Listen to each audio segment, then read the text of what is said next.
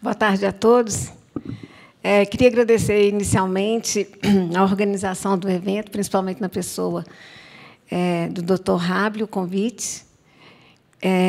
Para mim, foi bastante honroso estar aqui presente nesse evento. As palestras, tanto pela manhã quanto agora à tarde, né, foram excelentes, tocaram em pontos muito importantes. Mas assim, deu para perceber o quanto o Estado... quantos minutos que eu tenho? 5? 10, né? O quanto o Estado é visto como ganancioso. Mas isso não é bem verdade. Eu falo aqui como representante do Estado, auditora fiscal da Receita, há 30 anos, fazer 30 anos, colega aqui do Arisvaldo. Ele tocou num ponto importantíssimo, assim, que é a necessidade do controle, né? Porque o servidor público ele está realmente vinculado ao princípio da legalidade. Então, tudo aquilo que a administração exige ou faz tem o respaldo e a exigência, a obrigatoriedade prevista na própria Constituição. Então, somos obrigados a estar no controle. E o controle é importante para todos, para toda a sociedade. É super importante, né? Seja para as igrejas, seja para as instituições de ensino, porque aquelas que são sérias, precisa que o Estado tenha o máximo de controle para aquelas outras que realmente estão constituídas no seu estatuto como se realmente fosse uma instituição social, como uma igreja, mas que, na verdade, não é. Então, esse controle ele é fundamental para que realmente a sociedade seja mais produtiva e que dê valor àqueles que realmente andam bem, àqueles que fazem aquilo que deve ser feito. Então, foi dito em relação à necessidade do controle. Existem vários projetos, toda organização administrativa tem os seus excessos, por um ou outro, né? Assim como as instituições sociais têm, vira e mexe, a gente vê algum escândalo, as igrejas, a mesma coisa, um ou outro escândalo, e o mesmo acontece com a administração pública. Mas isso não significa que a administração, ou a igreja, ou a instituição com fim social, seja, na sua maioria, dessa forma, né, errada, e fazendo as coisas que são indevidas. Foi citado na palestra um auto de infração, um auto de infração, a gente não sabe porque não conhece o processo, né, mas assim, tido como absurdo, né, de lucratividade do hospital, que era revertido para o leprosário, né? E, em complemento, foi dito também aqui pelo professor Biasoli, uma das coisas mais importantes que eu ouvi aqui hoje nessas palestras, que é a necessidade das instituições todas, das igrejas todas, daqueles que têm interesse na imunidade, se organizarem. Porque, quando o Estado, por necessidade, por obrigatoriedade, exigir alguma coisa, a instituição está preparada simplesmente para demonstrar. Ela demonstrando aquilo ali, ela mostrando que não tem repartição de lucro, ela mostrando que tudo que ela faz tem a ver com os fins que estão lá nos seus estatutos, não tem problema realmente de nada. O Estado respeita isso. O Estado tem toda a consciência da importância dessas instituições. Se tem algum projeto meio descabeceado no Congresso, e são inúmeros, com certeza não serão aprovados, né? Um psiquiatra muito conhecido, aí, que está muito em voga, que é o Augusto Cury, ele diz que nós temos sempre a nossa mente sofre por antecipação. E, na verdade, não tem necessidade disso. É óbvio que um projeto louco, né, dessa natureza, assim como existem milhões de outros, né, no Congresso, não vai ser aprovado jamais. Então, a imunidade sempre vai existir, é uma garantia constitucional, né, é uma garantia constitucional, mas é necessário que todos aqueles que têm esse direito, se preparem, estejam estruturados, bem organizados para exigir isso. E o Estado ele só vai exigir aquilo que realmente a legislação prevê. Se tiver algum excesso, aquele que for atingido também pode tomar providência, mas é mínimo. Pelas estatísticas, é mínimo. Pode acontecer uma autuação errada, uma autuação abusada, né? Mas, assim, em verdade, de todo o trabalho que a administração pública faz, é um percentual muito pequeno de erros. Então, o Estado tem plena consciência da importância dessas organizações para a sociedade e trabalha com muita seriedade em relação a mantê-las. E o trabalho que o Estado faz é exatamente visando que elas permaneçam, porque realmente elas são essenciais para o Estado. É só o que eu gostaria de dizer. Boa tarde a todos. Doutor Jacques, é uma honra recebê-lo aqui, né? E também o doutor Eric, que está aqui representando a Ordem dos Advogados do Brasil, a Comissão de Terceiro Setor, que realiza um trabalho monumental. Doutor Anisvaldo, alegria, doutora Cordélia, doutor Biasioli. É muito bom receber vocês na nossa casa, né? Porque normalmente a gente está com eles em outros ambientes, né? Seja no ambiente universitário, seja em outros ambientes. Eu tenho a honra de trabalhar aqui com o doutor Luigi, doutor Augusto. Aqui é a sede sul-americana da Igreja Adventista do Sétimo Dia.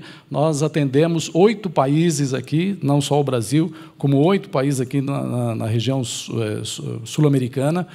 E a gente vivencia isso também, eu e o Luigi há muitos anos, eu há 17 anos. Eu cumprimento aqui alguns amigos muito especiais da ANEC, da Associação Nacional de Educação Católica, que está aqui conosco, amigos da ABIEE, Associação Brasileira de Instituições Evangélicas, pessoal da CMB, Confederação das Misericórdias do Brasil. Você vê como que o terceiro setor ele chegou no Brasil já lá com o Pedro Álvares Cabral, né? Porque você que estuda a história do Brasil, você vê que lá nas caravelas já vieram o primeiro setor, os empreendedores, o segundo setor veio ali o Estado, né? O terceiro setor chegou ali com as entidades religiosas e filantrópicas. Para você ver, nós temos aqui representantes das Santas Casas. A Santa Casa de Misericórdia de Santos nasceu no dia 1º de novembro de 1539.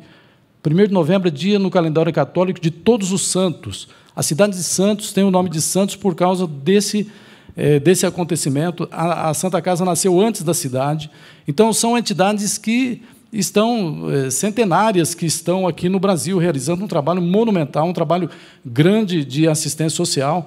Por isso que até comentei com o Luigi que a gente vive esse mundo técnico, árido, e o Luigi ele sempre traz algo novo, né, e nos faz pensar, porque essa geração nova não entender do que a gente está tratando, né, Luigi? Como é que essa moçadinha vai saber que, desde 1539, tem uma Santa Casa de Misericórdia, desde 1549, de Salvador, e hoje mais de 2.100 entidades, hospitais filantrópicos e entidades Santas Casas de Misericórdia, que realizam 65% dos atendimentos do SUS no Brasil.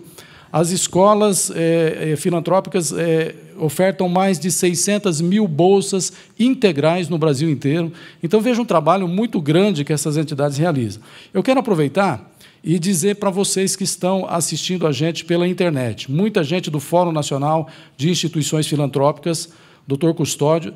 O doutor Luigi perguntou quanta gente do FONIF que tem aqui, né? Algumas pessoas levantaram a mão, mas, na realidade, esse pessoal aqui é o pessoal que a gente encontra no Congresso Nacional, nos debates em todos os ambientes que a gente está tratando do terceiro setor.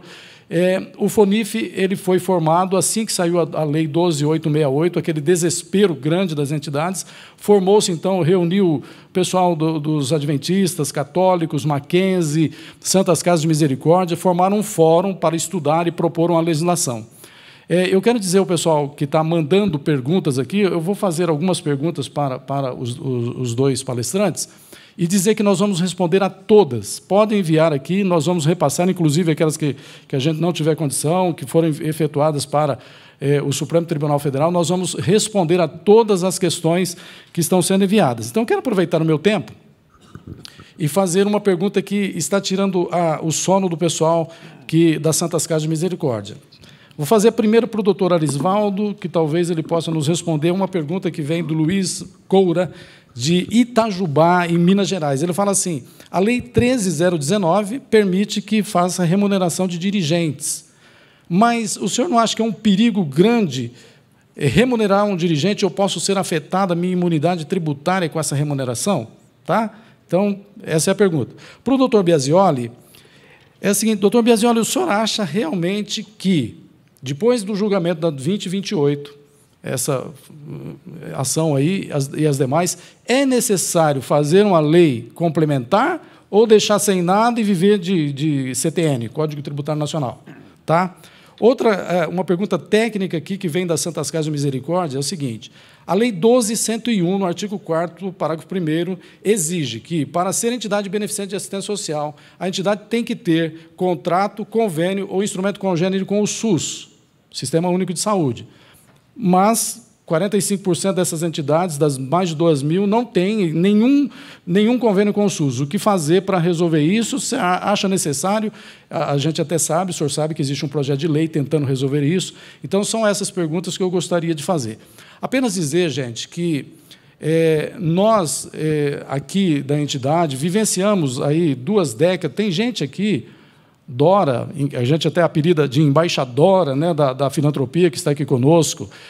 Outras pessoas que estão há décadas vivendo isso, esse vai e vem de legislação, de decretos, e agora realmente vem uma solução que parece que o Supremo coloca uma solução diante de nós, mas o que fazer? Então, quero começar aqui com o doutor Arisvaldo e depois o doutor Biasioli para responder esses 2 questionamentos.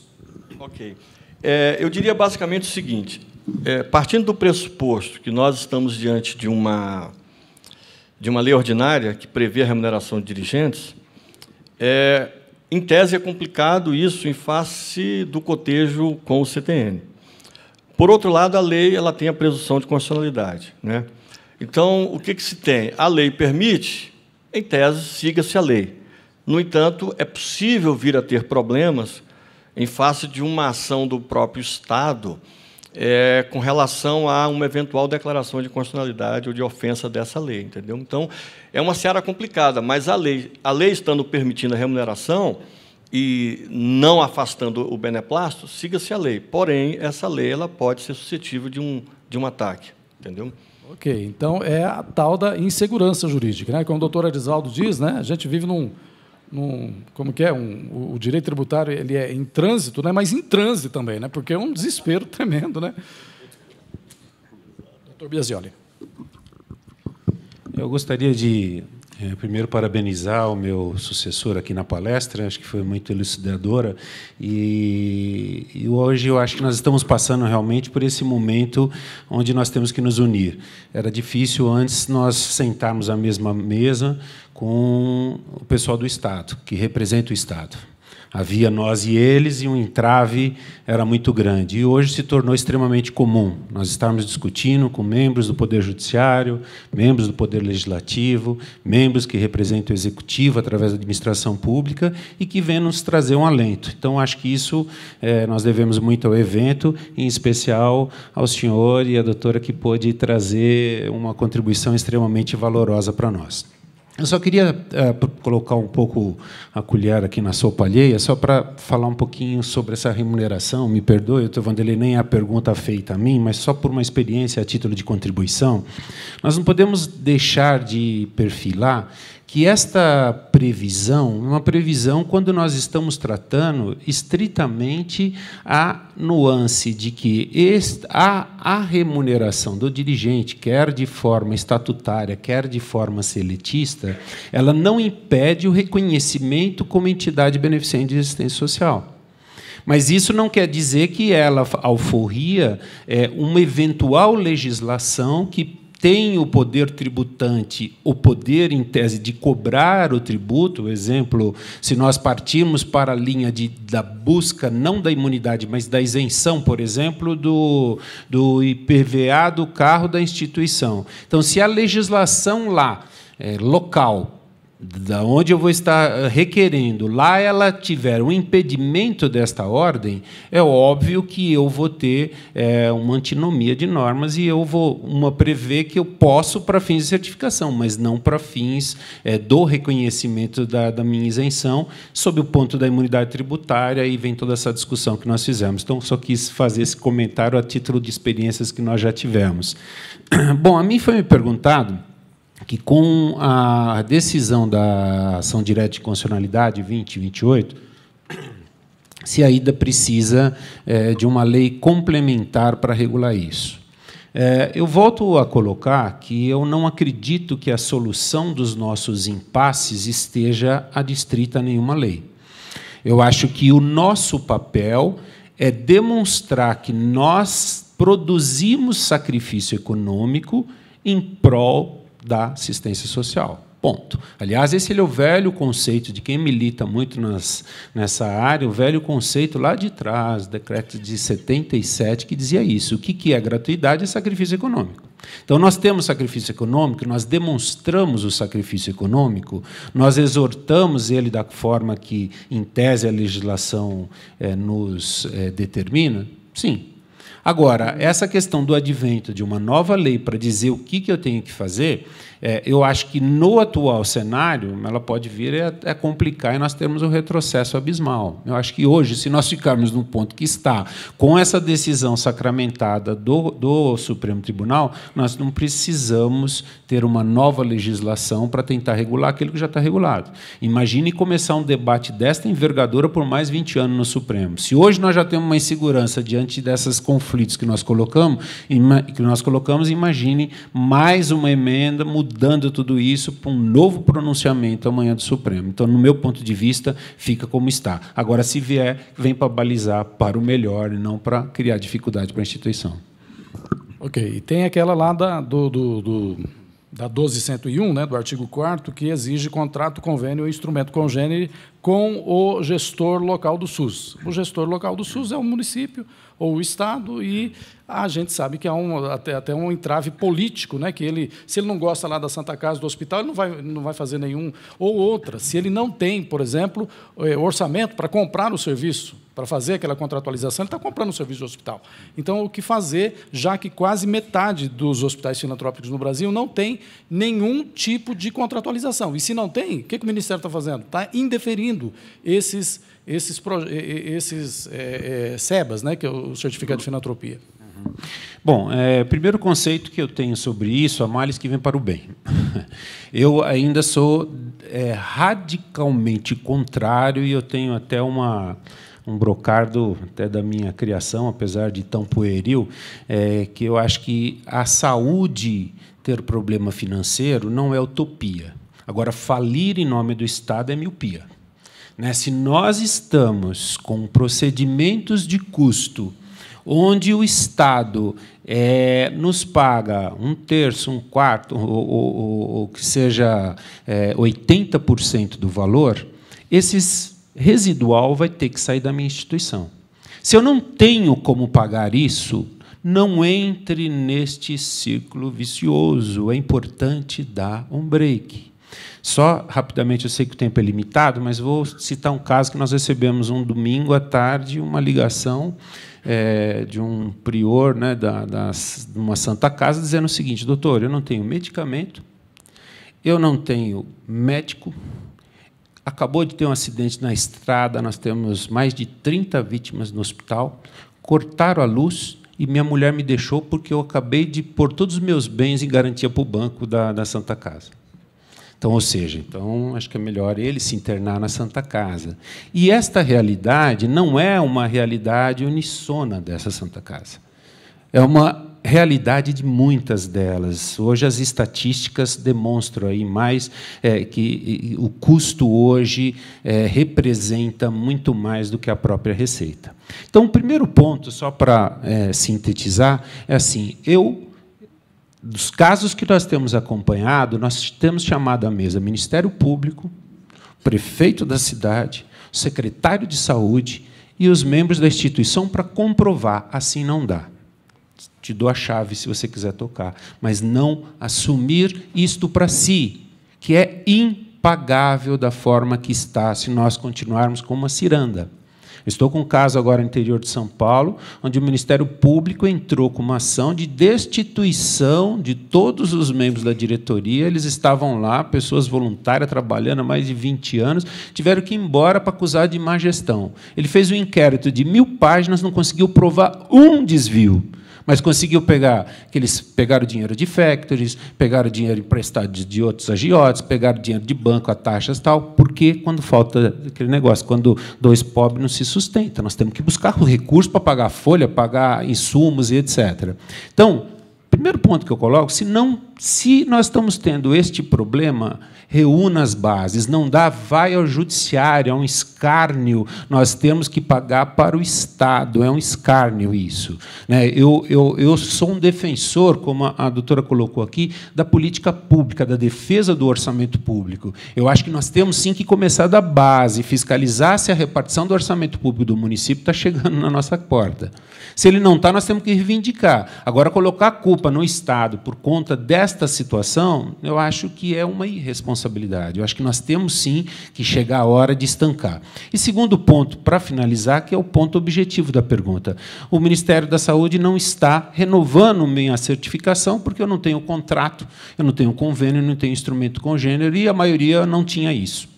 Em primeiro lugar, essa lei ela entrou em vigor em outubro de 2010. Então, as renovações posteriores a essa, já existia esta regulação.